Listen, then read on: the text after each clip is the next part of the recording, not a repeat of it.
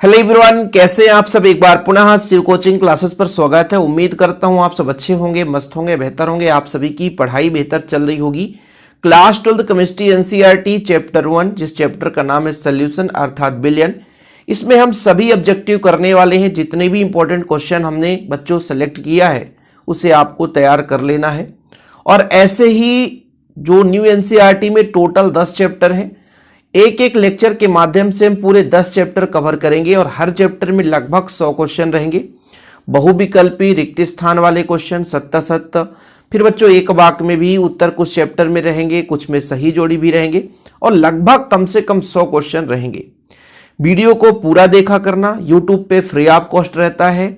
और यदि किसी बच्चे को चाहिए कि यदि हमको टोटल जो 10 चैप्टर हैं, 10 चैप्टर पूरे के पूरे यदि आपको पीडीएफ चाहिए कि सर हमें इसका पीडीएफ मिल जाता तो पढ़ने में सहूलियत हो जाती, तो पीडीएफ के लिए बच्चों आपको पूरा यही हैंड रिटन नोट्स 96 85 29 91 49 ये मेरा पर्सनल नंबर है। पर ध्यान रहे बच्चों, ये जो नोट्स है हमने मिनिमम प्राइस रखा है कि हर बच्चा ले सकता है 30 RS में। इसके पीछे रीजन क्या है बच्चों, इस नोट्स को बनाने में हमें लगभग पूरा साल लग गया है। इतना इत्मीनान से बनाया है और ये मेहनत का है फल। भाई इतना हम मेहनत किए हैं तो थोड़ा बहुत फल मिलना चाहिए, ताकि हम और बेहतर से बेहतर आप लोगों के लिए कंटेंट बना सकें बच्चों। ठीक है, तो आप लोग यदि नोट्स लेना चाहते हैं तो इस व्हाट्सएप नंबर पर कांटेक्ट कर लेना। हाँ भाई, PDF notes only for objective की बात कर रहे हैं हम। ठीक है, ऑब्जेक्टिव की बात कर रहे हैं बच्चों। ऑब्जेक्टिव यदि आपको चाहिए और पेपर में अच्छा नंबर लाना है तो ये इतना आप लोग खर्च कर लो। मैं गारंटेड कहता हूं कि मैक्सिमम क्वेश्चन देखने को मिलेंगे। और चलिए शुरू करते हैं बच्चों। आज आप एक चैप्टर देखोगे तो ऐसे भी मजा आ जाएगा कि कैसे क्वेश्चन हमने ऐड किया है। सुपर फास्ट करेंगे। 100 क्वेश्चन है बच्चों, लगभग हम आधे घंटे का समय लेंगे। अभी तक तो थोड़ा सा टाइम इधर उधर चला गया। चलिए शुरू करें बच्चों। पहला प्रश्न है, समान प्रसरण दाब वाले विलयन को क्या कहा जाता है बच्चों। समपराशरी विलयन कहलाते हैं ऐसे विलयन जिनके प्रसरण दाब लगभग समान होते हैं। समपराशरी विलयन, ऑप्शन नंबर सी। निम्नलिखित में से कौन सा राउल्ट के नियम से धनात्मक विचलन नहीं दर्शाता है। ऐसे क्वेश्चन बहुत कम बार पूछे गए हैं, लेकिन आप लोगों को परेशान करने के लिए तो भैया धनात्मक विचलन वाले 3 विलयन है, बेंजीन धन एथेनॉल, बेंजीन धन एसीटोन और बेंजीन धन कार्बन टेट्राक्लोराइड। ये 3 आपके धनात्मक विचलन वाले हैं। तो जो पहला नंबर है बच्चों, ये बेंजीन और क्लोरोफॉर्म धनात्मक विचलन युक्त विलयन नहीं है। साधारण नमक को जल में घोलने पर, साधारण नमक है बच्चों, जल में घोल दें तो जल का क्वथनांक कम हो जाएगा, जल का क्वथनांक बढ़ जाएगा, कोई परिवर्तन नहीं होगा, कुछ कहा नहीं जा सकता। बताना है कि यदि साधारण नमक है बच्चों, इसको जल में हम मिला देते हैं तो जल में मिलाएंगे बच्चों तो इसका क्वथनांक बढ़ जाता है। क्या बढ़ जाता है बच्चों? क्वथनांक बढ़ जाता है। जब रक्त कोशिकाएं कोशिका एक से अधिक प्रसरण वाले विलयन में रखी जाती है तो सिकुड़ जाती है, फूल जाती है, कोई प्रभाव नहीं होगा। तो भाई जब रक्त कोशिकाएं एक से अधिक प्रसरण वाले विलयन में रखेंगे तो वो बच्चों सिकुड़ जाती है। क्या हो जाती है? सिकुड़ जाती है। निम्नलिखित में कौन सा आदर्श विलयन नहीं है। आदर्श विलयन नहीं मतलब जो राउल्ट के नियम का पालन ना करे। ठीक है बच्चों, तो यहां पर आयोडीन का है कहीं पे, हाँ C2H5I, ये आपका आयोडीन याद रखना। और alcohol, ethyl iodide, ethyl alcohol का मिश्रण आदर्श विलयन नहीं है। ये एग्जाम्पल बहुत कम बार पूछा गया है, लेकिन हो सकता है यार कहीं से क्वेश्चन आ जाए तो फिर आप लोगों को भटकना नहीं पड़ेगा। चलिए, राउल्ट के नियमानुसार एक अवाष्पशील विलेय के विलयन के लिए सापेक्षिक वाष्प दाब में अवनमन, वाष्प दाब में अवनमन होता है P0A माइनस PA अपान P0A। बच्चों ये होता है विलायक के मोल प्रभाज, कहीं पे है क्या? विलायक है, ऑप्शन नंबर फर्स्ट, विलायक के मोल प्रभाज के बराबर होता है। इससे कई प्रकार के क्वेश्चन बनते हैं, आप देखना। अगला क्वेश्चन बच्चों, प्रसरण दाब P, आयतन V व ताप T के लिए निम्नलिखित में से कौन सा कथन असत्य है। अब आपको यदि इनमें से मान लीजिए कंफ्यूजन है तो देखो सिमिलर कौन दिख रहा है, T स्थिर, T स्थिर, T स्थिर। तो जो B नंबर है इसमें भी स्थिर है, तो वैसे भी सब में ताप स्थिर है, इसमें भी स्थिर है, तो कथन असत्य होगा। तो ऑप्शन नंबर बी आपका रॉन्ग हो जाएगा। अर्धपारगम झिल्ली रासायनिक रूप से किसका बना होता है बच्चों? कॉपर फेरोसाइनाइड या फेरीसाइनाइड? यहां पर आपका कॉपर फेरोसाइनाइड है ना, फेरोसाइनाइड, कॉपर फेरोसाइनाइड। तो ऑप्शन नंबर फर्स्ट हो जाएगा बच्चों। निम्नलिखित में कौन सा अणुसंख्यक गुणधर्म है जो अणुओं की संख्या पर निर्भर करता है ना, कणों की संख्या पर निर्भर करता है? वो आपका कौन सा बच्चों?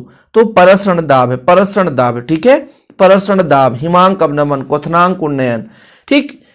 मोलल विलयन में विलेय पदार्थ का 1 मोल घुला रहता है 1000 ग्राम विलायक में, 1 लीटर विलयन में, 1 लीटर विलायक में। तो विलायक 1 लीटर विलायक में तो हो ही नहीं सकता है, मोलल विलयन कहा जाता है, तो मोललता की बात आ जाती है। तो मोललता 1000 ग्राम विलायक कहता बच्चों। तो आपका ऑप्शन नंबर फर्स्ट हो जाएगा राइट आंसर। इसके बाद अगला प्रश्न है, एक आदर्श विलयन किसे कहते हैं बच्चों? जो राउल्ट के नियम का पालन करेगा वही आपका आदर्श विलयन है। तो option number D is the right answer. किसी घोल के अणुसंख्यक गुण आधारित है, किस पर आधारित है? विलायक की प्रकृति पर, विलेय के प्रकृति पर, विलेय के कणों की संख्या पर, इनमें से कोई नहीं। तो भाई विलेय के कणों की संख्या पर निर्भर करेगा अणुसंख्यक गुणधर्म, जैसे भी आपने परसरण दाब एग्जाम्पल में देखा है। मैं ये गारंटेड कहता हूं यदि पूरा आप लास्ट तक देख लेंगे ना तो पूरा चैप्टर रिवाइज हो जाएगा। शुद्ध जल की मोलरता कितनी होती है? तो चाहे मोलरता की बात करें चाहे मोलरता की बात करें 55.55 होता है या 5-6 रहेगा बच्चों। निम्न में से कौन सा अणुसंख्यक गुणधर्म नहीं है? इसमें बताना है कौन सा अणुसंख्यक गुणधर्म नहीं। तो परसरण दाब ऑलरेडी है, हिमांक अवनमन मैंने बता दिया है ना, क्वथनांक उन्नयन ये भी बच्चों। तो वाष्प दाब पर अवनमन ये जो राउल्ट के नियम से आता है, तो ये आपका 14 का ऑप्शन नंबर बी हो जाएगा कि ये जो है बच्चों अणुसंख्यक गुणधर्म नहीं है। ठीक है, चलिए आगे देखते हैं। अणुसंख्यक गुण के प्रेक्षित मान और सैद्धांतिक मान के अनुपात को क्या बोलते हैं बच्चों? प्रेक्षित मान और सैद्धांतिक मान के अनुपात को हम बान ठाप गुणांक कहते हैं। इसके बाद परसरण दाब ज्ञात करने का सूत्र पाई बराबर एनआरटी अपान एम, ये नहीं होगा बच्चों। पी बराबर ये तो हो नहीं सकता, पाई बराबर ही निकालना है। तो पहली बात तो ऑप्शन ए और सी दो में से एक होगा। ठीक है, तो भैया आपका एनआरटी अपान बी ये हो जाएगा बच्चों। ठीक है, सी नंबर हो जाएगा राइट आंसर। अगला प्रश्न है, गैसों का द्रव में विलेयता का नियम किसने दिया था? तो गैसों का द्रव में विलेयता का नियम हेनरी ने दिया था। पीतल क्या है बच्चों? ठोस है, तो ठोस विलयन याद रखना आप लोग। 1000 ग्राम विलायक में उपस्थित विलेय के मोलों की संख्या क्या कहलाती है? तो ये आपके मोललता की परिभाषा है। 1000 ग्राम विलायक में उपस्थित विलेय के मोलों की संख्या मोललता कहलाती है।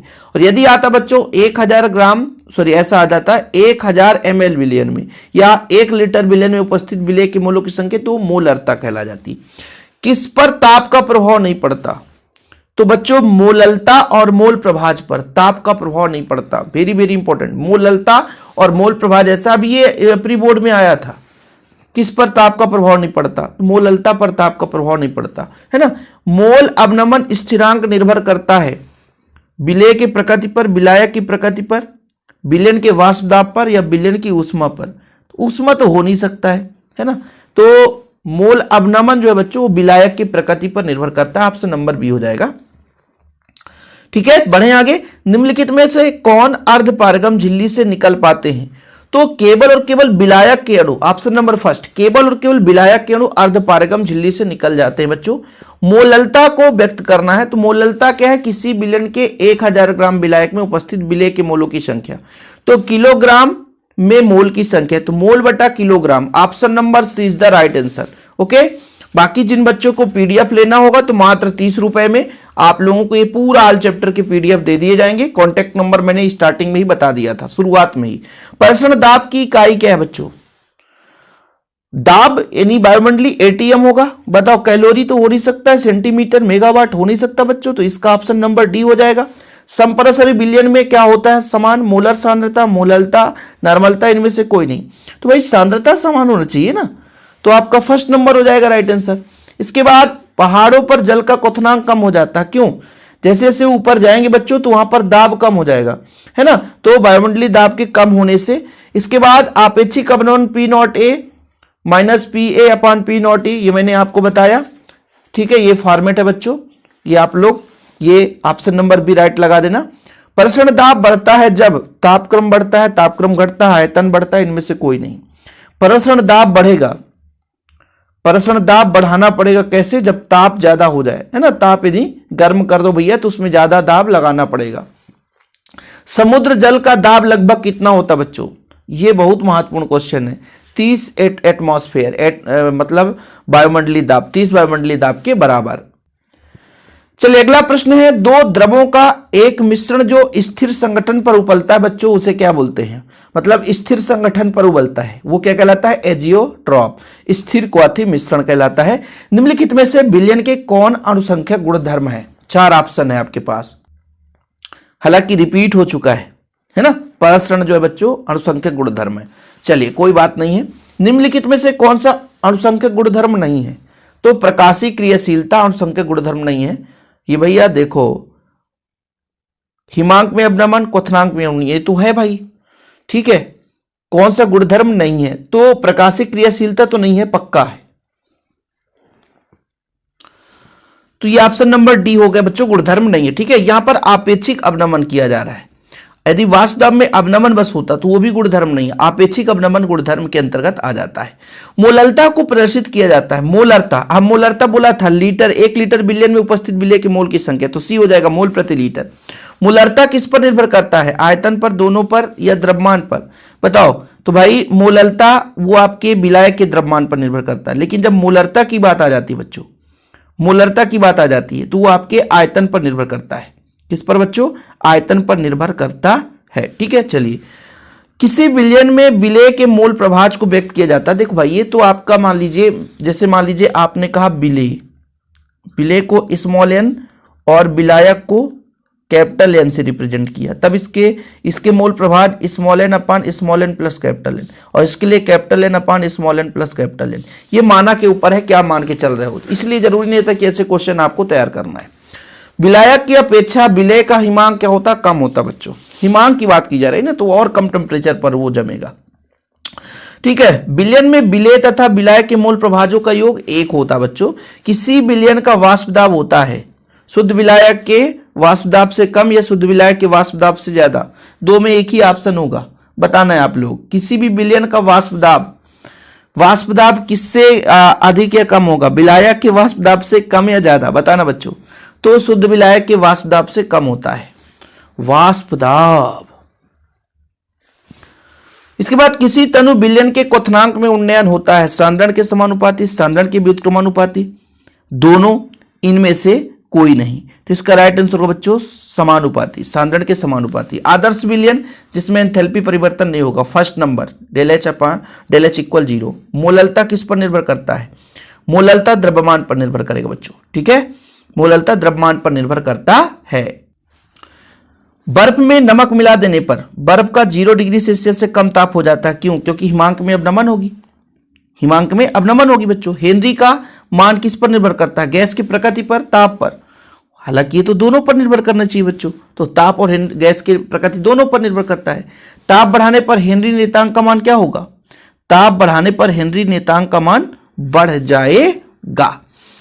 विलयन के संगुणित होने वाले विलेय के लिए बांड-ठाप गुणांक कितना होता बच्चों, 1 से कम होता है। अनादर्श विलयन किसे कहते हैं, जो राउल्ट के नियम का पालन नहीं करता। Option number B is the right answer. ये हमारे हो गए बहुविकल्पी प्रश्न। इसके बाद रिक्त स्थान वाले प्रश्न है बच्चों। अब देखिए, यदि बहुविकल्पी प्रश्न आपने बढ़िया कर लिया तो रिक्त स्थान वाले प्रश्न फटाफट हो जाएंगे। ठीक है, बोलो सर ऐसे कैसे, देखो 46 क्वेश्चन हमने कर लिया और लगभग अभी हम 15 रिक्त स्थान कर देंगे, तो 15 जब रिक्त स्थान करेंगे तो कितने हो जाएंगे, 60 हो जाएंगे। 15 हम 70 करेंगे बच्चों, तो कितने हो जाएंगे, 75 हो जाएंगे। इसके बाद सही जोड़ी भी हमारे पास लगभग 15 है ना, तो फिर आपके 90 के आसपास हो जाएंगे। और फिर ऑब्जेक्टिव के साथ साथ एक वाक्य में उत्तर भी इस पीडीएफ में है, कॉपी पे नहीं है, फिर पीडीएफ पे ऐड है। परेशान ना होना जिन बच्चों को नोट्स लेना है ना, यदि आपको वास्तव में चाहिए कि हाँ सर हमें पूरा ऑब्जेक्टिव चाहिए, तो कॉन्टैक्ट नंबर मैं इसीलिए अपना पर्सनल नंबर शेयर करता हूँ 96 85 29 91 49, 96 85 29 91 49। चलिए बच्चों फटाफट शुरू करते हैं आगे की कहानी। विलयन में विलेय के समान स्थिति दर्शाने वाले बांड-ठाप गुणांक का मान बच्चों 1 से क्या होता है, 1, देखो क्या बोला है, विलयन में विलेय के समान स्थिति दर्शाने वाले बांड-ठाप गुणांक का मान 1 के बराबर होता है बच्चों। यदि वो संगुणित हो जाता, समान स्थिति की बात की जाए, संगुणित हो जाता तो फिर 1 से कम हो जाता। ठीक है, तो पहले क्वेश्चन में आप लोग कंफ्यूज मत होना। बिलियन के विलय की समान स्थिति यदि समान है तो भैया जो बांट-आप गुणांक भी 1 के बराबर होगा। वाष्प दाब में आपेक्षिक अवनमन का व्यंजक, ये मैंने करा दिया है, कई बार थोड़ी आएगा भाई ये वाला। ठीक है, इसको आप लिख लेना। 1000 ग्राम विलायक में विलय के मोलों की संख्या मोललता कहलाती है। द्रव मिश्रण जो बिना संगठन परिवर्तन के उबलता बच्चों स्थिर क्वथी मिश्रण कहलाता है। अर्धपारगम झिल्ली में केवल विलायक के अणु पार कर पाते हैं, केवल विलायक के अणु। ठीक है, ऊंचे स्थान पर जल का क्वथनांक घट जाता है क्योंकि ऊंचे स्थान पर वायुमंडलीय दाब कम हो जाता है बच्चों, वायुमंडलीय दाब कम हो जाता है। जल की मोललता बच्चों 55.55 होता है। सोडा वाटर एक गैसीय विलयन है, यानी ठोस का गैस में विलयन। गलत है भाई, गैस का द्रव में है। हाँ, सोडा वाटर है गैस का द्रव में। हाँ, वही तो मैं सोचा गलत हो रहा है, गैस का द्रव में विलयन बच्चों। 1 लीटर विलयन में उपस्थित विलय के मोलों की संख्या मोलरता कहलाती है। क्या? मोलरता। ये क्वेश्चन छोड़ दो आप। एक आदर्श विलयन है जो सभी परिस्थिति में राउल्ट के नियम का पालन करता है बच्चों, राउल्ट के नियम का पालन करता है। विलयन जिनके प्रसरण दाब समान होते हैं, पहला क्वेश्चन था समपराशरी विलयन। क्या बच्चों? समपराशरी विलयन। अणुसंख्या गुणधर्म विलयन के निश्चित आयतन में इनमें कणों की संख्या बताओ बच्चों, निश्चित आयतन में कणों की संख्या पर निर्भर करता है। अणुसंख्यक गुणधर्म विलय के कणों की संख्या पर निर्भर करता है, विलय के कणों की संख्या पर निर्भर करता है। विलयन में निश्चित ताप पर विलय की और मात्रा घोली जा सकती है। संतृप्त विलयन एक ऐसा विलयन होता है जिसमें और अधिक मात्रा में विलय पदार्थ की मात्रा घोली जा सकती है। मोललता का मात्रक बताना बच्चों, मोललता का, मोल प्रति किलोग्राम। मोललता का होता है मोल प्रति किलोग्राम। क्या होता है बच्चों? मोल प्रति किलोग्राम सर। ठीक है, विलायक के प्रति किलोग्राम में घुले हुए विलय के मोलों की संख्या प्रति किलोग्राम मोललता कहलाएगी। लास्ट वाला क्वेश्चन क्या था भाई? मोललता का मात्रक है मोल प्रति किलोग्राम, है ना, और ये परिभाषा पूछ दी है। चलो कोई बात नहीं। सत्य विलयन दो पदार्थों के समांगी मिश्रण का बना होता है। बिल्कुल सत्य है सर, सत्य है। मोल प्रभाव ताप परिवर्तन से प्रभावी होता है। असत्य है, प्रभावी नहीं होता है। मोललता और मोल प्रवाह जैसे हैं जो ताप पर निर्भर ही नहीं करते। पीपीएम 10⁵ भार भाग विलयन में विलय के भार भागों की संख्या है। बिल्कुल सही है। क्या बोला है? 10⁻6 होना चाहिए, है ना, 10⁵5 इसलिए गलत है। पीपीएम 10⁻6 होना चाहिए, जबकि यहां पे 10⁻5 दिया इसलिए गलत है। कोई दिक्कत नहीं है। विलायक में अवाष्पशील विलय मिलाने पर वाष्प दाब कम हो जाता है। यह बिल्कुल सही है। अवाष्पशील विलय विलयन में भैया वाष्प दाब की कमी आएगी। किसी द्विअंगी विलयन XA और XB का योग इकाई से ज्यादा होता है। क्या ज्यादा होता है? यह आपका मोल प्रभाज है, 1 से ज्यादा नहीं हो सकता। मोल प्रभाज हमेशा 1 के बराबर होता है। विलयन में कितने भी घटक हों लेकिन समस्त का मोल प्रभाज का योग बच्चों 1 के बराबर होता है। विलयन की मोलरता ताप के साथ परिवर्तित रहती हो। विलयन की मोलरता ताप के साथ परिवर्तित होती है। बिल्कुल सही है। मोलरता नहीं बदलती, मोल प्रभाज नहीं बदलती, लेकिन मोलरता बदल जाती है, मोलरता नहीं बदलती। ठीक है, सभी विलयन राउल्ट के नियम का पालन करते हैं, ये तो गलत है। सभी विलयन पालन नहीं कर सकते। मोलरता ताप का प्रभाव पड़ता है। बिल्कुल सही है, मोलरता पर ताप का प्रभाव पड़ता है। ठीक है, मोलल उन्नयन स्थिरांक तथा मोलल अवनमन स्थिरांक के परिमाण तुल्य होते हैं। ये कैसे हो सकता है? तुल्य नहीं हो सकता, इसलिए असत्य है बच्चों।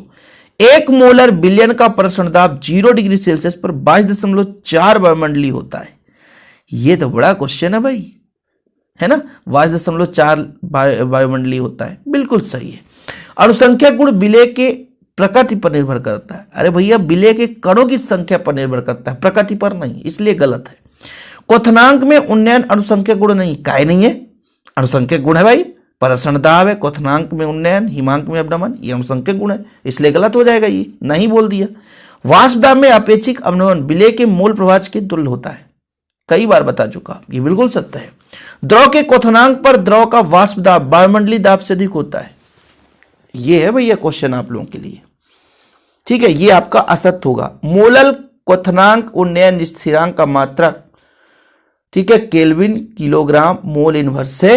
बिल्कुल सत्य है। जल का मोललता 55.6 मोलर होता है। बिल्कुल सही है। इसके बाद आपका आ जाता है बच्चों 15 है। आपके यहां पे सही जोड़ी मिलान करना है। गैस का द्रव में विलयता सोडा वाटर रिक्त स्थान में था। सही है। ठोस का गैस में विलयन, ठोस का गैस में तो धुआं हो जाएगा। अणुसंख्यक गुणधर्म बच्चों, विलेय की कण की संख्या, राउल्ट के नियम का विलयन का पालन करे, आदर्श विलयन, अधिक मात्रा में विलेय घुला जा सके तो सांद्र विलयन कहलाएगा। ठीक है, जिसमें अधिक मात्रा में विलेय की मात्रा हो, सांद्रता अधिक हो, सांद्र विलयन कहलाता है। इसके बाद दूसरा देखो बच्चों, नार्मलता किसमें जाएगा? अणुसंख्यक गुणधर्म बताओ भाई। अणुसंख्यक गुणधर्म विलेय के कणों की संख्या, विलयन जो है बच्चों समांगी मिश्रण है। क्वथनांक में उन्नयन, तो ये उन्नयन स्थिरांक में जाएगा। उत्क्रम प्रसरण, नॉर्मलता हो जाएगा तुल्यांक की बार, उत्क्रम प्रसरण हो जाएगा समुद्र से मीठा जल प्राप्त करना। इतने बार रिपीट करवाएंगे ना यार कि आप लोग मजबूरी में क्वेश्चन साला आपसे बनना ही बनना, इतने बार रिवीजन कराएंगे। समपरासरी विलयन में परसरण दाब समान होते हैं, मोलर सांद्रण समान होगा।